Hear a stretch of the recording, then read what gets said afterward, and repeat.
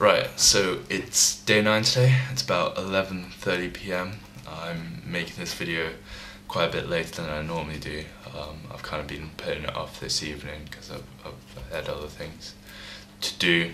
Today has been okay. I've been quite busy today, so I haven't really had the time to think about food too much, which is good. Yeah, I did find myself in a situation that I didn't foresee in any way when going into this 40-day challenge. It was about halfway through the afternoon. I could feel a headache coming on, which obviously on any other given day I would cure by just taking a couple of ibuprofen or aspirin. But it was only when I was stood in front of the medicine cabinet that I started to think about people that live in extreme poverty and medication.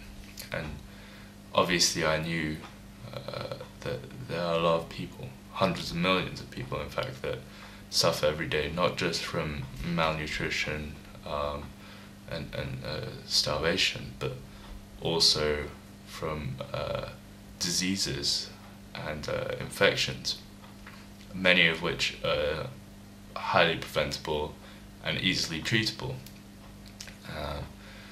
But yeah, they're still denied the medication that they need.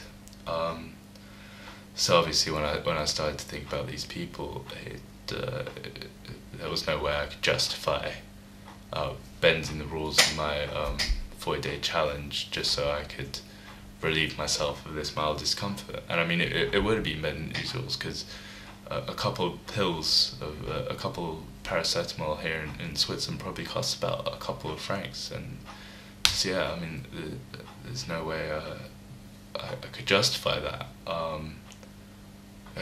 compared to the huge number of people that are denied life-saving treatment, essentially life-saving treatment every day because of they're in extreme poverty. Yeah, which it's got me thinking again, and pretty much dominated my thought process for the rest of the afternoon.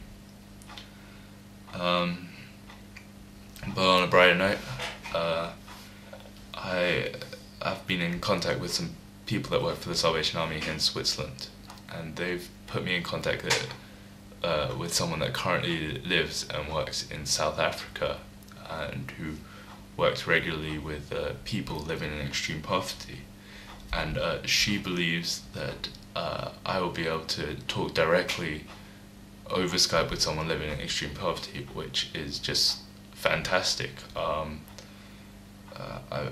want to be cautious as not to say it will be interesting, but I think it will be a great way for me and the people that watch my videos to kind of break that barrier a bit of this is us here and that's them over there, and to actually meet someone that lives every day in extreme poverty. I'm sure it's obviously going to be really thought-provoking and probably quite heartbreaking, but I'm really interested, and don't get me wrong, that makes it sound like they're part of a museum exhibition or something like that, but I hope you guys understand that. I mean, I want to learn more about exactly what living a life of extreme poverty is about, and so, just to try and raise awareness.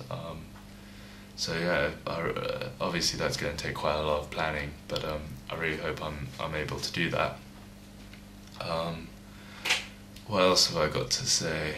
I've had a huge amount of donations on my Live Below the Line profile over the past 3 or 4 days. I think 3 or 4 days ago I had about £60 on that page, and now I've got just under 150, I think, which is just fantastic, and it's a real encouragement for me. I really wasn't expecting to raise anywhere near that, and so it's really, really encouraging for me.